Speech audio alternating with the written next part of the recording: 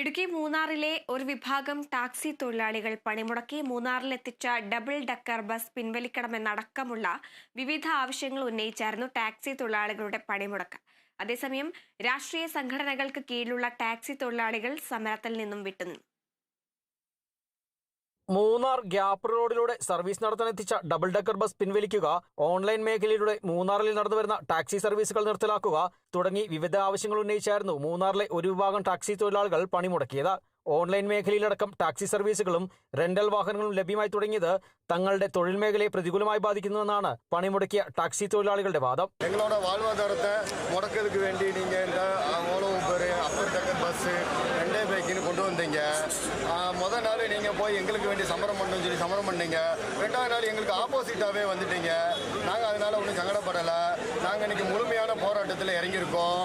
நீங்கள் சொன்ன மாதிரி வண்டி ஓடலை. நாங்கள் இது டிரைவர் மாதிரி ஒற்றுமையாக இருந்து ஒரு அமைதி போராட்டம் தான் பண்ணுறோம். நீங்கள் எங்களை எதிராக நினைக்க வேண்டாம், நாங்களும் உங்களை எதிராக நினைக்கல.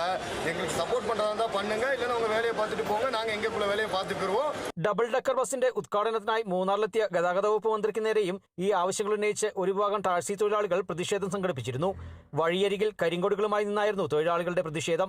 അതേസമയം വിവിധ രാഷ്ട്രീയ സംഘടനകൾക്ക് കീഴിലുള്ള ടാക്സി തൊഴിലാളികൾ സമരത്തിൽ നിന്നും വിട്ടുനിന്നു. Kerala vision news, Idukki.